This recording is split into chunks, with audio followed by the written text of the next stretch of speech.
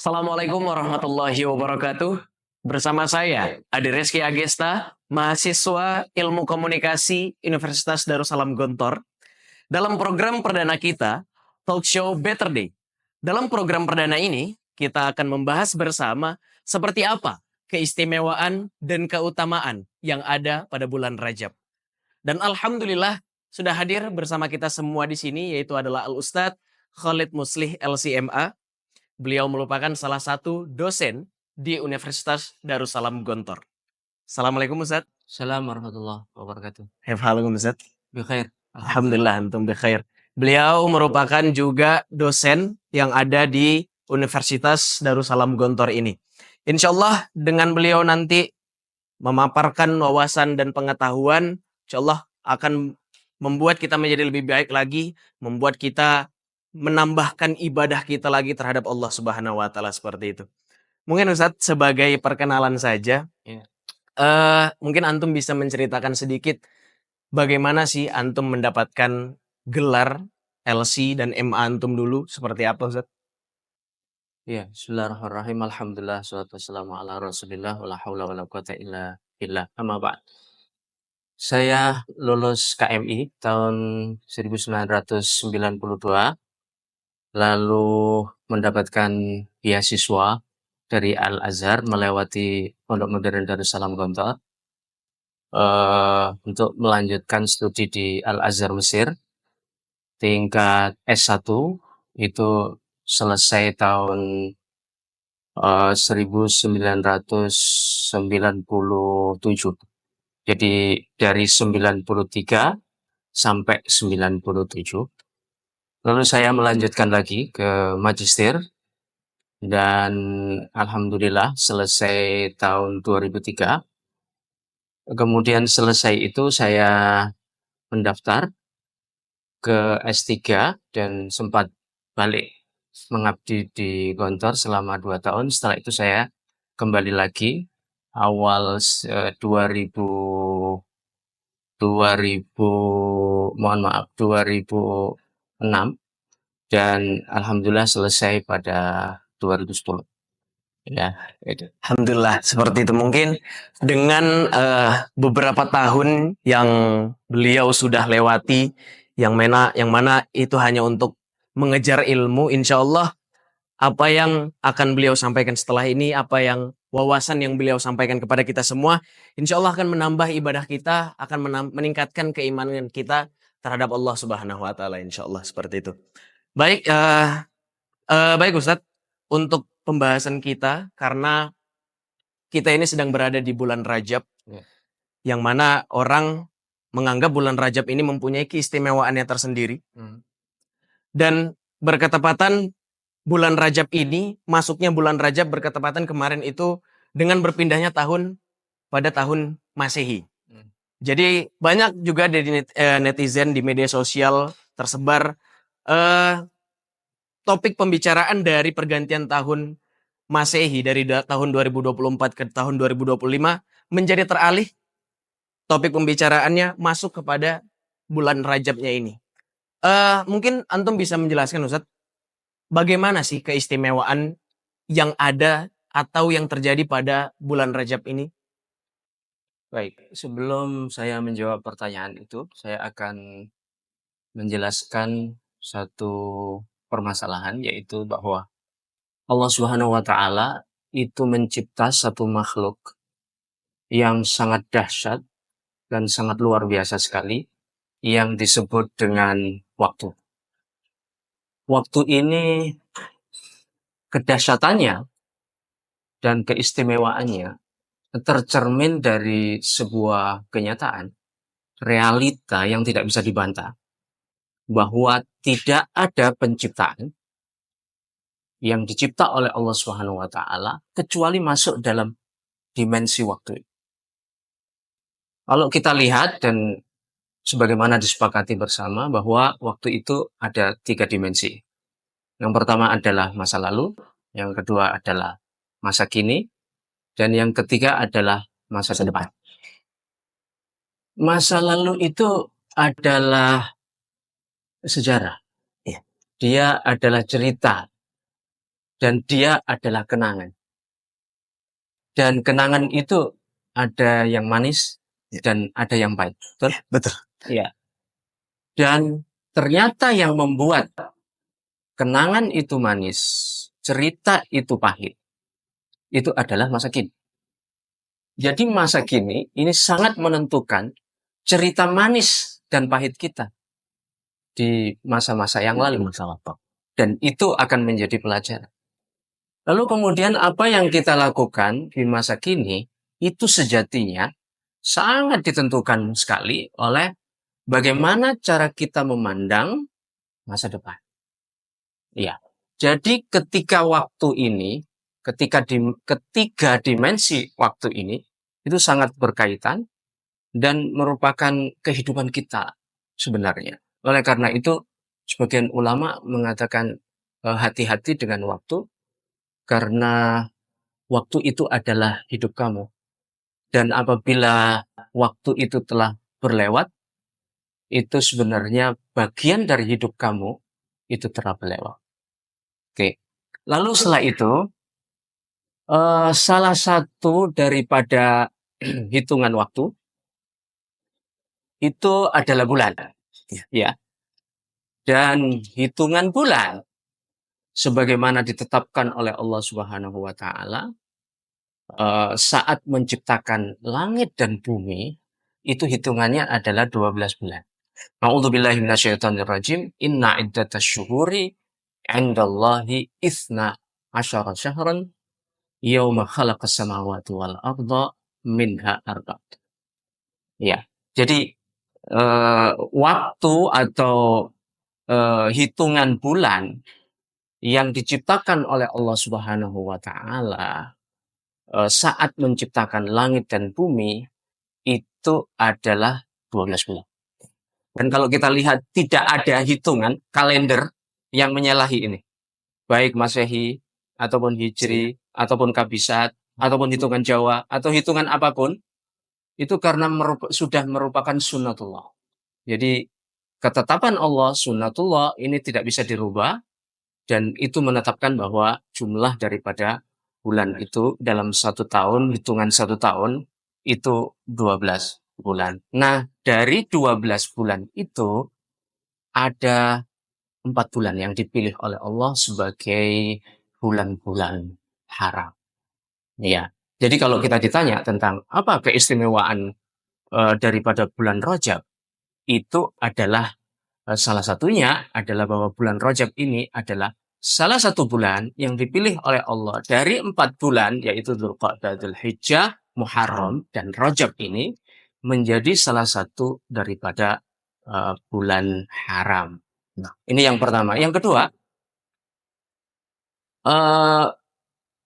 bulan Rajab ini juga dipilih oleh Allah Subhanahu wa taala sebagai satu momentum diturunkannya satu syariat yang paling penting dalam kehidupan manusia, yaitu sholat. Ya, di mana proses turunnya perintah ini itu sangat spesial, di mana Rasulullah SAW dipanggil oleh Allah secara khusus ya ke Sidratul Muntaha dan itu menghadap Allah Subhanahu wa taala untuk menerima perintah ini secara khusus. Itu yang kedua. Dan yang ketiga, kalau kita bisa sampaikan bahwa keistimewaan daripada bulan Rajab itu diantaranya adalah dijadikan salah satu daripada doa Rasul di mana Rasul berdoa agar bagian daripada bulan-bulan ini, ya diantaranya Rajab dan Sya'ban adalah bulan yang diberkahi untuk bersiap-siap menyongsong Sayyidus Syuhur, yaitu tuannya bulan-bulan, yaitu bulan Ramadan. Mungkin kalau kita bisa simpulkan bahwa apa sih kehebatan daripada keistimewaan daripada bulan Rajab? Yang pertama adalah dia bagian daripada bulan haram, dan yang kedua dia bagian daripada bulan di mana diturunkannya perintah yang sangat spesial, yaitu salat. Dan yang ketiga adalah bulan di mana Rasulullah SAW berdoa, di mana semua perbuatan di dalamnya itu diberkahi oleh Allah Subhanahu wa taala. Mungkin itu yang untuk pertanyaan yang pertama ini. Tadi antum sudah menyebutkan 3 Ya. yang dari keistimewaan dari bulan Rajab. Yang mana itu salah satunya tadi antum sudah menyebutkan juga turunnya perintah sholat. Ya. Yang mana mungkin pasti kita sudah sering dengar atau kita sudah sering mendengar, yaitu dengan sebutan Isra Mi'raj. Jadi seperti apakah maksudnya perintah sholat ini turun tuh seperti apa berpengaruhnya terhadap umat-umat muslim setelahnya? Apakah perintah sholat ini sangat mempengaruhi kehidupan umat manusia di kehidupan setelah perintah sholat ini turun? Baik. Sebenarnya semua agama, semua aliran, ya, atau semua kelompok yang mengaku dia agama pasti memiliki 3 ajaran. Yang pertama adalah ritual keagamaan, dan yang kedua adalah syariat yang terkait dengan hukum-hukum di dalamnya, dan yang ketiga adalah etik. Kalau ada agama tidak menyatakan memiliki 3 ajaran ini, sebenarnya tidak bisa dikatakan sebagai agama secara sempurna. Nah, sekarang salah satu dimensi yang terpenting dari sebuah agama itu adalah ritual. Iya, ritual agama atau yang disebut dengan ibadah. Ini adalah hubungan langsung antara Allah Subhanahu wa taala pencipta dengan makhluknya, atau antara makhluk atau antara hamba memiliki hubungan vertikal dengan Allah Subhanahu wa taala. Ya, ini sehingga kemudian hubungan ini itu merupakan satu hubungan kata kunci, hubungan kunci dari kehidupan manusia. Bila manusia tidak memiliki hubungan yang baik, hubungan yang erat, ya, dengan penciptanya, maka sesungguhnya manusia ini akan hidup di dalam kondisi yang membingungkan. Ya.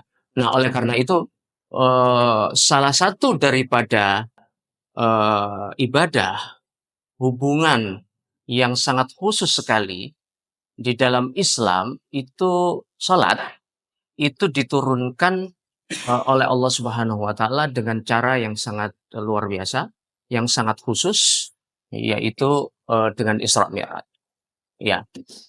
Nah, salat ini adalah membangun hubungan manusia dengan Pencipta. Allah, dengan pencipta. Dengan hubungan inilah kemudian manusia memiliki nilai. Ya, manusia memiliki nilai.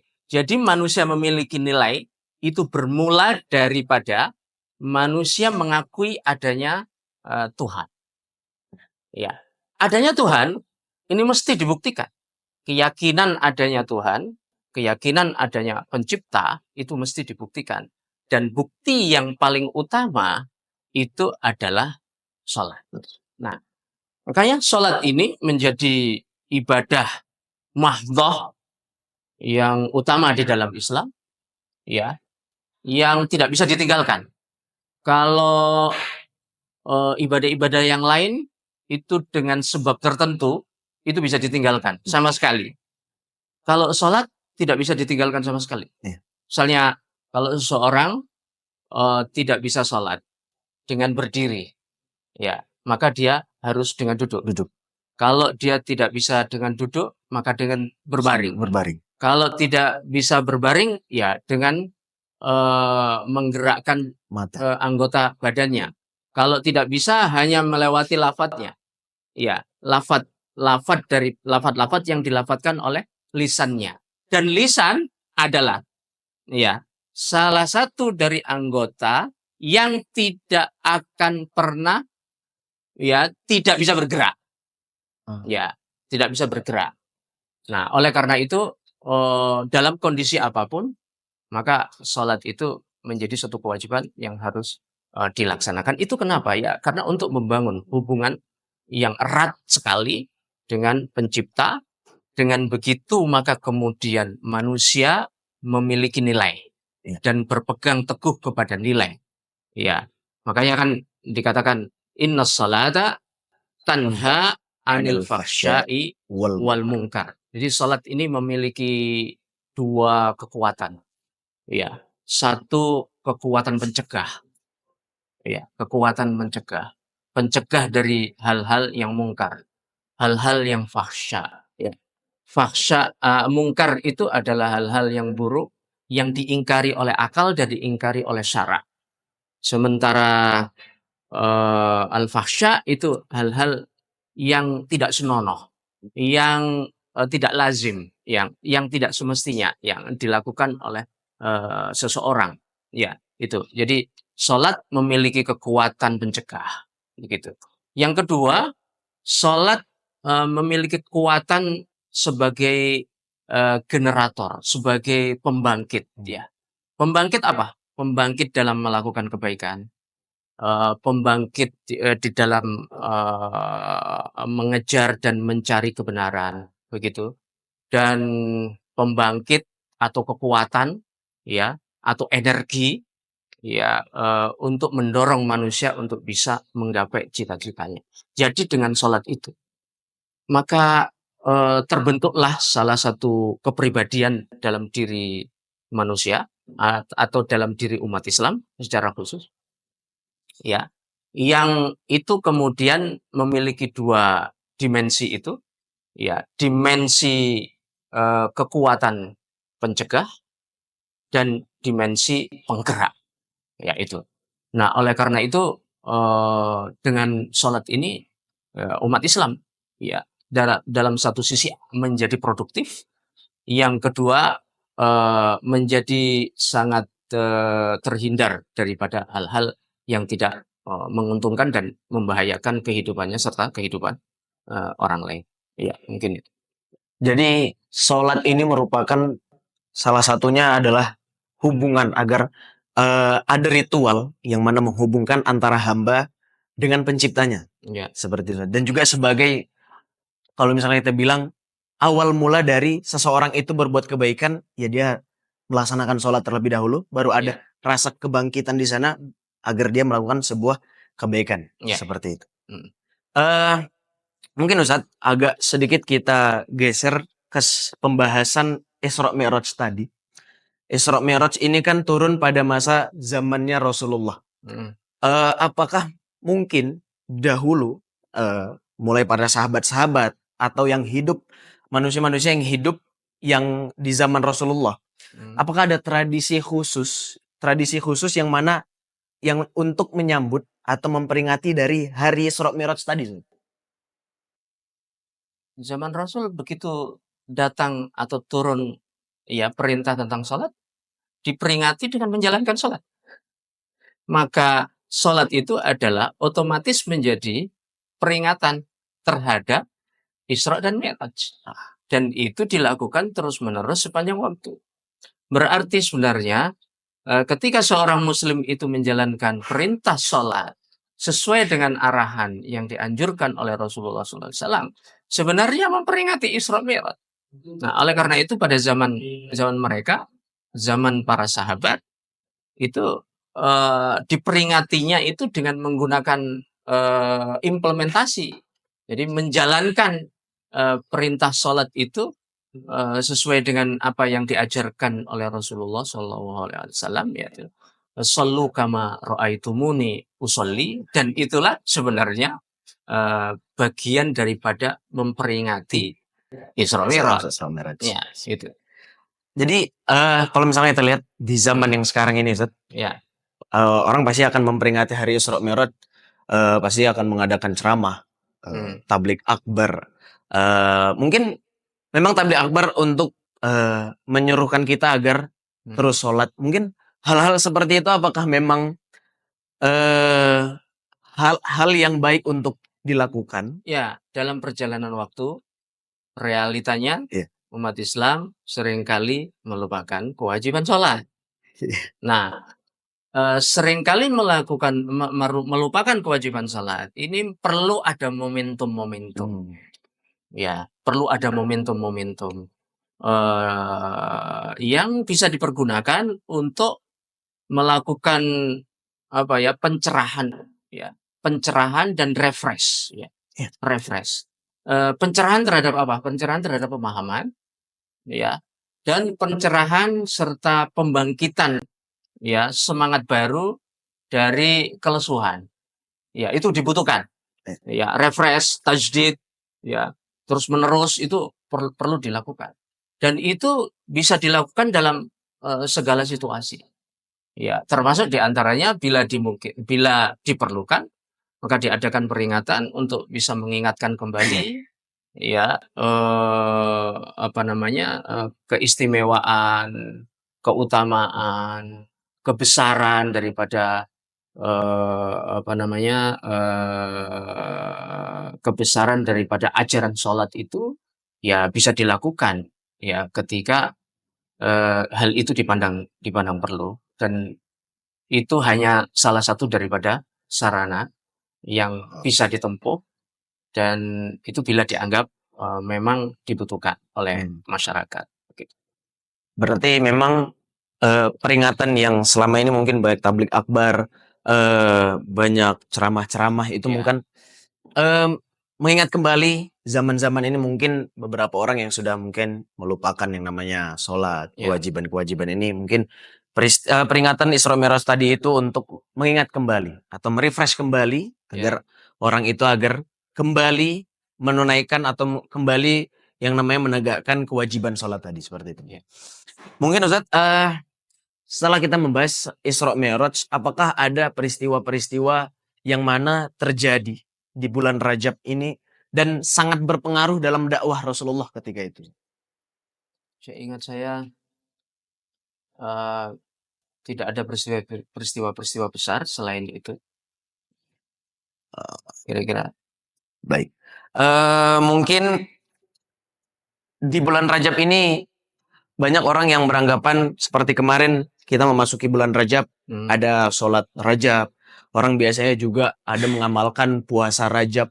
Apakah ada amalan-amalan yang mana yang terjadi di bulan Rajab ini, amalan-amalan yang kita lakukan bulan Rajab ini, yang mana pengaruhnya itu akan lebih berbeda daripada bulan-bulan sebelumnya atau bulan-bulan selain Rajab ini, Ustaz? Di antara keistimewaannya tadi adalah dia bulan haram. Haram. Makna haram itu adalah ada penekanan khusus di mana di bulan-bulan ini itu dilarang untuk melakukan hal-hal keburukan dan dosa. Makanya Imam Qurtubi mengatakan, "Fala tadlimu fihinna anfusakum.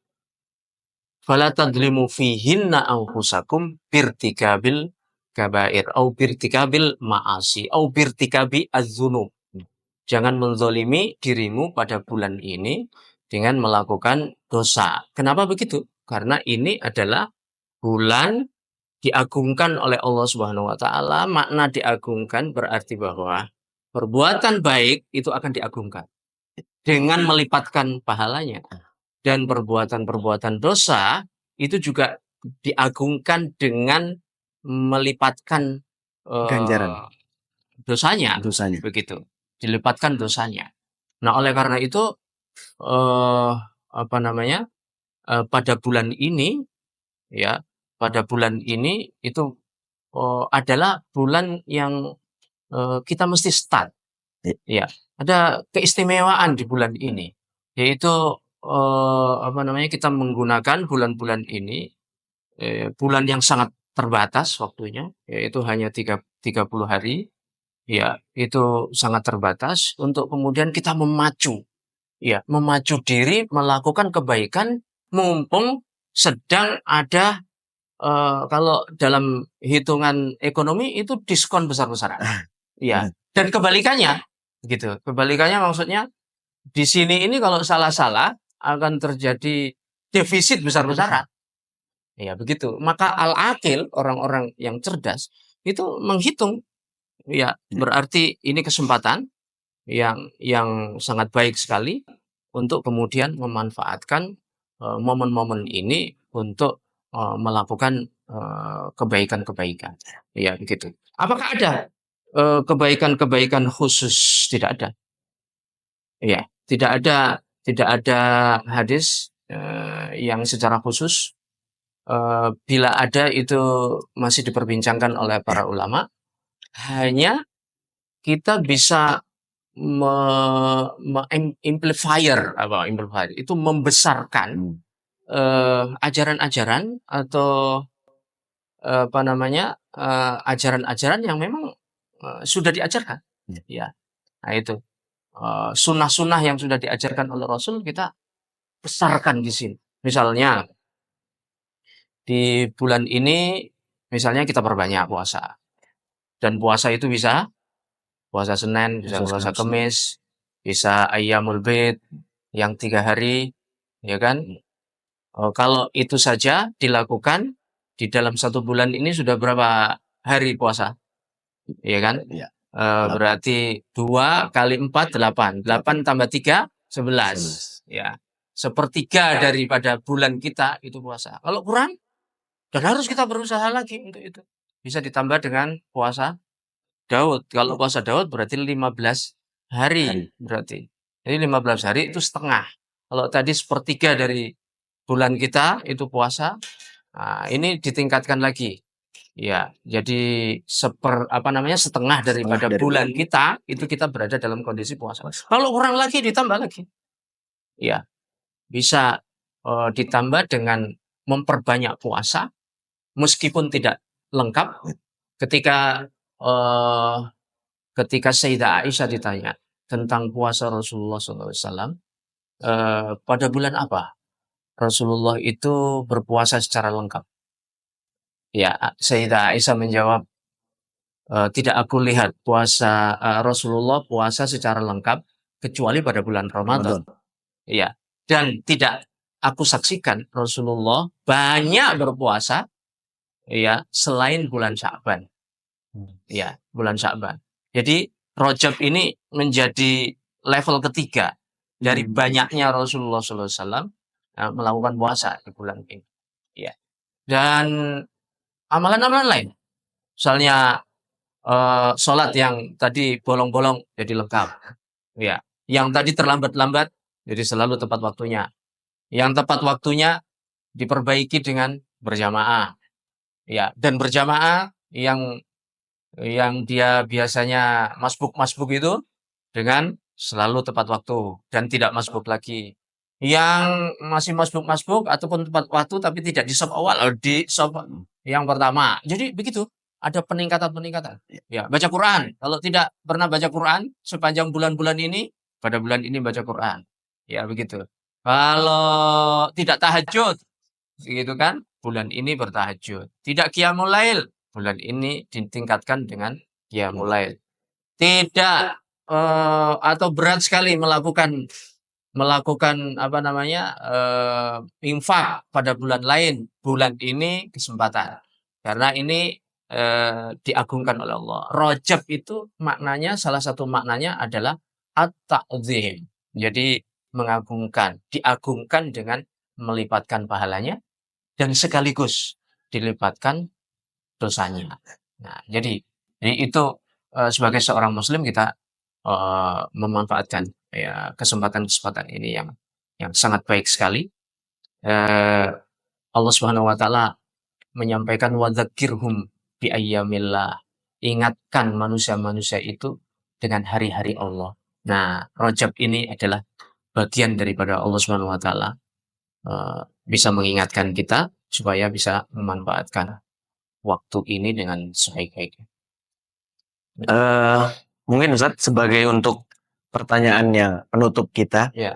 Karena bulan Rajab ini adalah langkah awal, bisa kita bilang langkah awal untuk menghadapi bulan Ramadan nantinya. Ya. Mungkin antum ada sedikit pesan atau yang mana yang ingin disampaikan, bagaimana sih kita agar dapat memantaskan diri untuk menghadapi bulan Ramadan yang akan kita hadapi nanti. Ya.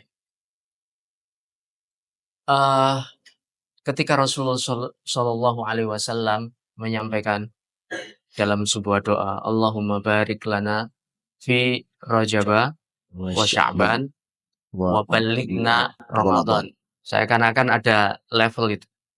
Ada level tujuan goalnya adalah maksimal dalam menghadapi Ramadan. Lalu kemudian barik lana fi Rajab wa Sya'ban.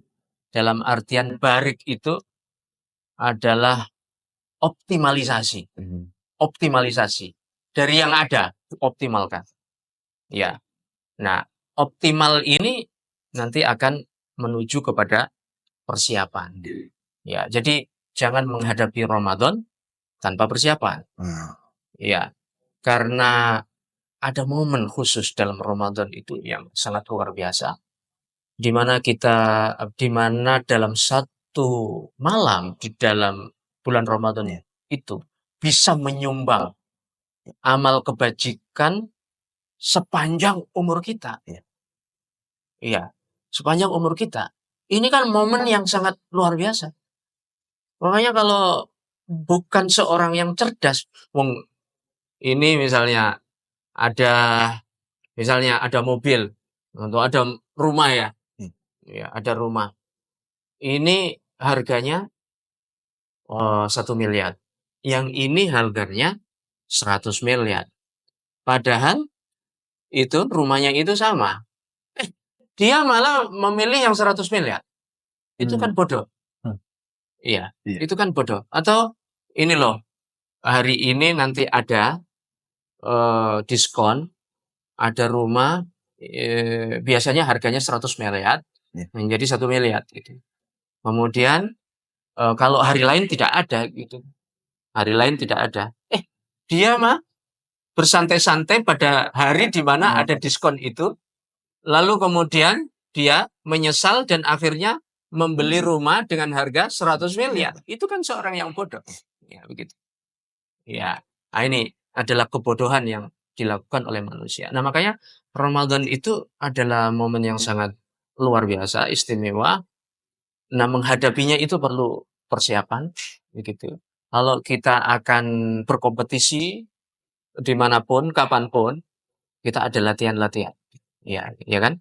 Ada latihan. Dan latihan itu semakin berat kompetisi kompetisi itu yang kita hadapi, maka latihannya harus semakin berat. Nah, kalau kita mau mencapai puncaknya dari Ramadan itu dengan sempurna, maka kita juga harus melakukan persiapan-persiapan dan pelatihan-pelatihan. Nah, pelatihan dan persiapan itu ada pada bulan Rajab dan ada pada bulan Sya'ban. Oleh karena itu, untuk memotivasi itu, Allah Subhanahu wa Ta'ala mentakzimkan bulan ini supaya ada motivasi kita bergerak. Oke, sudah ada motivasi seperti itu kita tidak bergerak. Wah, itu sayang sekali. Itu adalah bisa kita sebut sebagai kelalaian dan kebodohan. Ya, semakin dekat tidak tidak bersegera dia. Nah, mestinya semakin dekat dengan Ramadan, apalagi sampai tidak menganggap Ramadan itu sesuatu begitu. Nah, itu lebih daripada kelalaian dan kebodohan yang ada begitu. Nah, oleh karena itu Allah menyiapkan ini step-step ini ya supaya kita menghadapi Ramadan dan hari-hari berikutnya itu dengan baik. Dan kalau kita berhasil Ramadan, itu kira-kira kita akan membuka lembaran baru di tahun yang akan datang itu dengan baik. Tapi kalau kita gagal Ramadan, itu kita nanti menjalani 1 tahun dalam kehidupan kita itu akan gagal. Maka ya saya berpesan untuk saya sendiri dan kita semuanya agar memanfaatkan momen-momen yang telah disediakan oleh Allah Subhanahu wa Ta'ala dengan berbagai macam fasilitas yang ada dan berbagai macam keistimewaan yang ada di dalamnya. Mudah-mudahan kita menjadi bagian dari hamba Allah yang menutup kehidupannya dengan husnul khotimah dan kemudian nanti bertemu dengan Allah dengan ridho dan diridhoi. Ya. Radhiyallahu anhum wa radu'an dzalika liman khasyiya rabbah. Mungkin itu yang saya sampaikan. Baik. Berarti momen ketika kita menyambut Ramadan bukanlah momen untuk kita agar bisa meningkatkan lagi, tetapi momen Ramadan ini sudah menjadi goals akhir atau sudah tujuan akhir kita, yang mana di saat kita menghadapi Ramadan, disitulah kita memang sudah siap memang kita sudah maksimal dalam ibadah, sudah maksimal dalam keimanan. Jadi menyambut Ramadan itu bukan untuk lagi meningkatkan, tetapi sudah maksimal. Seperti itu ya Ustaz. Yang mana kita meningkatkannya dari bulan Rajab, dari bulan Sya'ban tadi, dan maksimalnya sampai tujuan akhir atau goalsnya itu ada di bulan Ramadan. Seperti itu. Mungkin begitu Ustaz. Terima kasih atas pengetahuan, atas wawasan yang telah antum berikan. Insya Allah apa yang udah kita bahas, apa yang sudah kita bicarakan pada sore hari ini, insya Allah dapat bermanfaat bagi kita semua. Amin. Amin. Semoga dapat menambah ibadah kita, semoga menambah keimanan kita terhadap Allah Subhanahu wa taala agar kita tidak menyia-nyiakan di bulan Rajab, begitu juga nanti di bulan Sya'ban, dan nanti di akhirnya atau goalsnya itu ada di bulan Ramadan. Mungkin seperti itu Ustaz. Terima kasih sekali lagi Ustaz atas waktu dan kesempatan antum. Sama-sama. Semoga antum selalu diberikan kesehatan. Amin. Amin. Semoga antum diberikan yang terbaik dalam setiap langkah-langkah Amin. antum. Mungkin itu saja. Baik para teman-teman sekalian, mungkin itu dalam segmen satu kita, yaitu adalah Talk Show Better Day, yang mana membahas keistimewaan dari bulan Rajab tadi. Insya Allah setelah ini akan ada berita-berita yang menarik, akan ada pembahasan-pembahasan yang lebih menarik lagi yang akan disampaikan oleh mahasiswa Ilmu Komunikasi Universitas Darussalam Gontor. Maka jangan kemana-mana, setelah ini akan ada berita-berita menarik yang akan disampaikan. Seperti itu, wassalamualaikum warahmatullahi wabarakatuh.